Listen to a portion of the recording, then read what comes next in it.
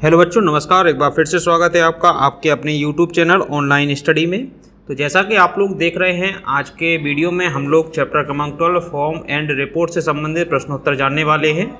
तो इस वीडियो को पूरा देखें, साथ ही आप लोगों को यहाँ पर कुछ चीज़ें डिटेल में भी बताई जाएंगी।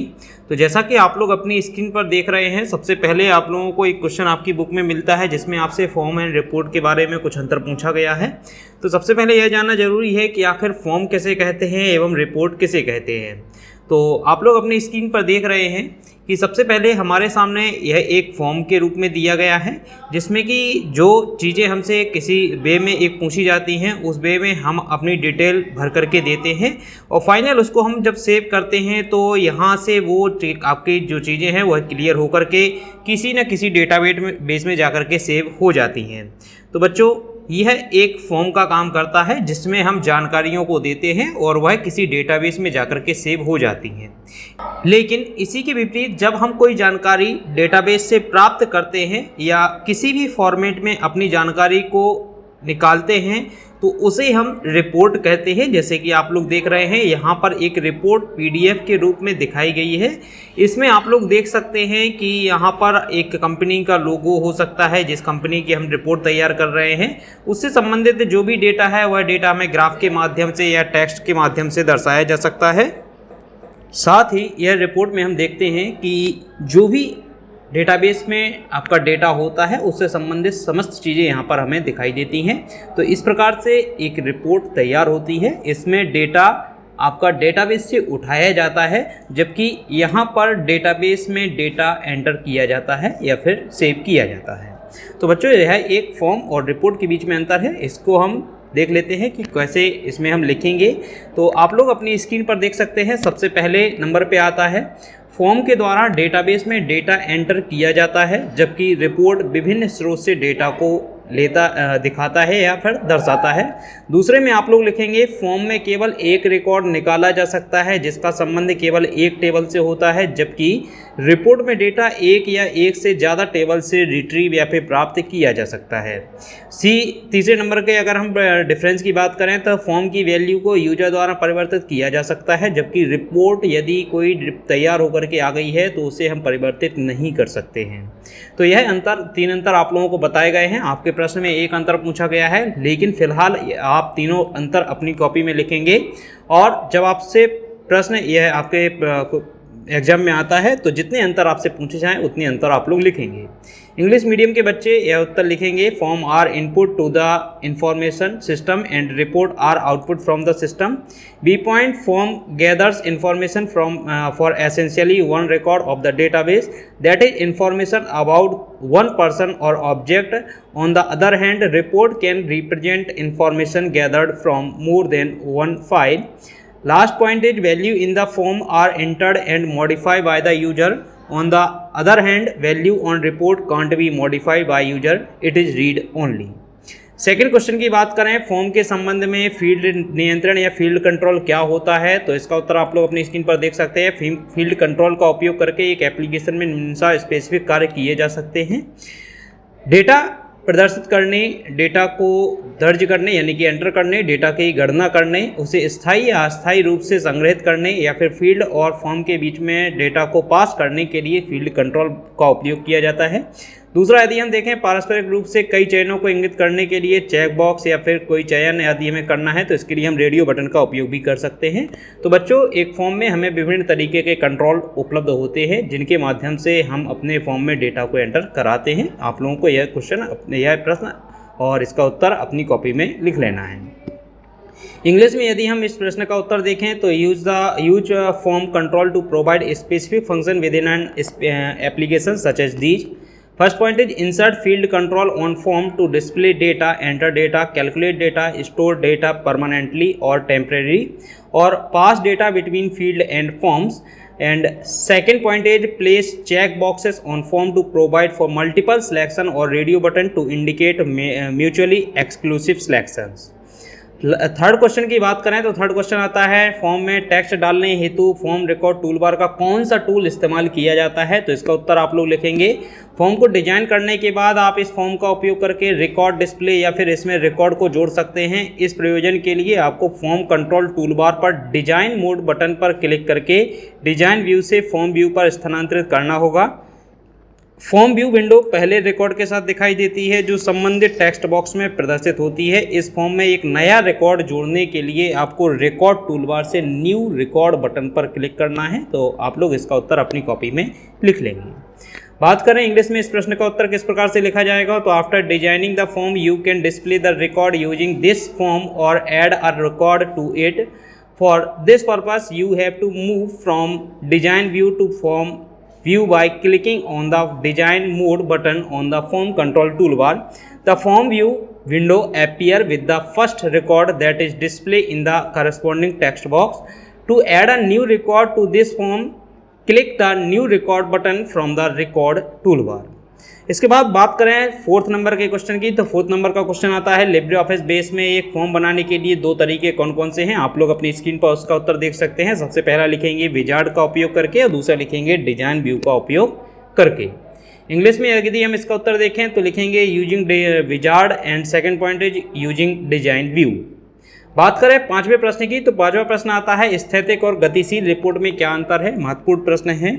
तो आप लोग यहाँ पर स्थैतिक के अंतर्गत लिखेंगे या फिर स्थैतिक और गतिशील दोनों में यदि हम देखें तो स्थैतिक को हम स्टैटिक और गतिशील को डायनेमिक भी कहते हैं। तो सबसे पहला पॉइंट इसके अंतर्गत आता है क्वेश्चन, जिसके अंतर्गत हम लोग देखते हैं कि स्टैटिक रिपोर्ट डेटा का एक स्नैपशॉट प्रदान करता है जो कि एक लंबी प्रक्रिया है। इसके लिए हमें अलग अलग रिसोर्सेज से डेटा, अलग अलग टेबल से डेटा को रिट्रीव करना होता है, जिससे कि समय अधिक लगता है एवं गलतियों की गुंजाइश बनी रहती है। स्टैटिक के अंतर्गत बच्चों हमें एक ऐसा डेटा उपलब्ध होता है जिसे हम म्यूचुअल या मैनुअली तरीके से अरेंज करते हैं। इसमें हमें कई सारी टेबल से, कई सारे रिसोर्सेज से डेटा को मंगाना होता है और यहाँ यदि हम किसी चीज़ को छोड़ देते हैं तो यहाँ पर एरर की संभावना भी हमेशा बनी रहती है। जबकि यदि हम गतिशील रिपोर्ट में देखें तो केंद्रीकृत होने के कारण सभी टेबल से डेटा को रिट्रीव कर लेता है, जिससे समय की बचत होती है एवं यहाँ गलतियों की गुंजाइश कम हो जाती है। बात करें एक्सेसिबिलिटी की। तो एक्सेसिबिलिटी में आप लोग लिखेंगे स्थैतिक रिपोर्ट डेटा को विभिन्न प्रारूपों में निर्यात करना संभव है, लेकिन प्रक्रिया काफ़ी मैनुअल है और इसमें समय लगता है। लेकिन डायनेमिक डेटा रिपोर्ट के साथ उपयोगकर्ता कहीं से भी डैशबोर्ड में प्रवेश कर सकता है या फिर उसमें ऑटोमेटिकली आप सेंट्रलाइज होने के कारण यहाँ पर डेटा अपने आप किसी टेबल में या रिपोर्ट में आ जाता है। इसके अंदर आप यह दोनों बिंदुओं को लिखेंगे। बात करें इंग्लिश में इस प्रश्न का उत्तर किस प्रकार से लिखेंगे। तो static report provide a snapshot of data which is a long process. For this we have to retrieve data from different tables from different resources so that time takes longer and there is a scope for mistake. Whereas dynamic report being centralized retrieves data from all tables which save time and reduce the scope of mistakes. Second point, accessibility. It is possible to export static report data into various formats, but the process is fairly manual and take time. With dynamic data report, user can log into a dashboard from anywhere. इसके बाद बात करें छठवें प्रश्न की। तो छठवां प्रश्न आता है फॉर्म कंट्रोल टूलबार और रिकॉर्ड टूलबार का कार्य हमें लिखना है। तो आप लोग अपनी स्क्रीन पर इसका उत्तर देख सकते हैं। Form control toolbar, form control toolbar में फॉर्म पर कंट्रोल जोड़ने या एडिट करने के लिए विभिन्न टूल्स उपलब्ध होते हैं, जिनके माध्यम से डिजाइन मोड में फॉर्म तैयार किया जाता है एवं इसमें विभिन्न कंट्रोल को जोड़ा जा सकता है, साथ ही उनकी प्रॉपर्टीज़ को चेंज किया जा सकता है। जैसे कि आप लोग अपनी स्क्रीन पर देख रहे हैं, यहाँ पर आपको एक फॉर्म कंट्रोल टूलबार दिखाया गया है। यहाँ आपको फॉर्म से संबंधित विभिन्न टूलबार उपलब्ध कराए गए हैं, जहाँ से आप यदि चेकबॉक्स बनाना है तो इसका उपयोग करेंगे, रेडियो बटन के लिए इसका उपयोग करेंगे, लेवल के लिए इसका उपयोग करेंगे, यदि आपको टेक्स्ट बॉक्स बनाना है तो इस बटन का उपयोग करेंगे, आपको लिस्ट बनानी है तो इसका उपयोग करेंगे, आपको कॉम्बो लिस्ट बनानी है तो इसका उपयोग करेंगे। इस प्रकार से यदि आपको इमेज जोड़नी है तो इसका उपयोग करेंगे। तो इस प्रकार से आपको अलग अलग बटन इसमें देखने के लिए मिल जाते हैं, जो कि फॉर्म कंट्रोल टूलबार के अंतर्गत आते हैं। तो यह आपको एक फॉर्म कंट्रोल टूलबार दिया गया है। यह आप प्रश्न अपना उत्तर जब लिखेंगे तो उसके साथ में इस चित्र को भी जरूर बनाएंगे। इसके बाद बात करें रिकॉर्ड टूल बार की, तो रिकॉर्ड टूल बार में आप लोग देख सकते हैं, रिकॉर्ड टूल बार में एकदम बाईं ओर नेविगेशन कंट्रोल बटन होते हैं। आप लोग यहाँ पर देख सकते हैं, ये आपको नेविगेशन कंट्रोल बटन दिए गए हैं।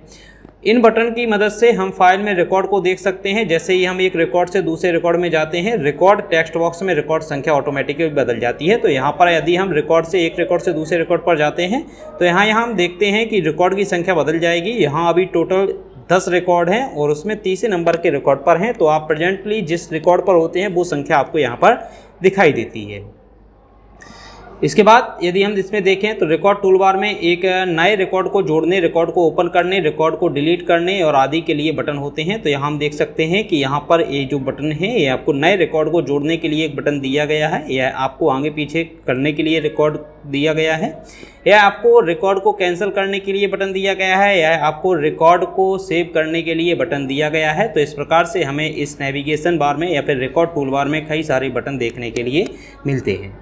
बात करें इंग्लिश में इस प्रश्न का उत्तर किस प्रकार से लिखा जाएगा, तो आप लोग लिखेंगे various tools are available to add और edit control on the form in the form control tool bar through which the form is created in design mode and various control are added to it and also their properties can be changed. इसका चित्र मैं आपको पहले ही बता चुका हूँ, आप यह चित्र भी साथ में बना लेंगे। Record toolbar, the record toolbar was has navigation control button on the far left. With the help of these buttons, we can see the record in the file. As we move from one record to another, the record number is changed. In the record text box, the record toolbar has buttons to add a new record, open the record, delete the record, etc. तो बच्चों इस प्रकार से chapter क्रमांक 12 के उत्तर भी हमारे यहाँ पर ख़त्म होते हैं। यदि हम देखें तो चैप्टर 1 से चैप्टर 12 तक के सारे प्रश्नोत्तर आप लोगों को बता दिए गए हैं। अब आप लोगों के कुछ प्रश्नोत्तर ऐसे रह गए हैं जो कि आपके चैप्टर के बीच में से भी पूछे जा सकते हैं, तो या फिर आपके कुछ क्वेश्चन ऐसे भी रह गए हैं जो कि आपके किसी चैप्टर में से छूटे हुए हैं। तो अब जब आपसे नेक्स्ट वीडियो में मुलाकात होगी तो आपको कुछ वह प्रश्न भी बताए जाएंगे। साथ ही आप लोगों को अब जो वीडियोज मिलने वाले हैं वह रोजगार कौशल से संबंधित वीडियो मिलने वाले हैं, जिसमें आप लोगों को रोजगार कौशल में कौन कौन से क्वेश्चन आने वाले हैं उनसे संबंधित वीडियो आप लोगों को आगे मिलने वाले हैं। साथ ही आप बच्चों आप लोगों को बता दें कि आप में से बहुत सारे बच्चे कुछ कमेंट करते हैं जिसमें आप लोग कहते हैं कि आपको कुछ इंपॉर्टेंट क्वेश्चन की आवश्यकता है। तो मैं आप लोगों के लिए कुछ इंपॉर्टेंट क्वेश्चन भी आगे आने वाले वीडियोज में लेकर के आने वाला हूं। तो आप लोग चैनल के साथ में बने रहें, चैनल को सपोर्ट करते रहें। आप लोगों को लगातार इसी प्रकार के वीडियोज मिलते रहेंगे। यदि आप लोगों को किसी भी प्रकार की कोई समस्या हो रही है तो आप लोग मुझे कमेंट के माध्यम से बता सकते हैं। धन्यवाद।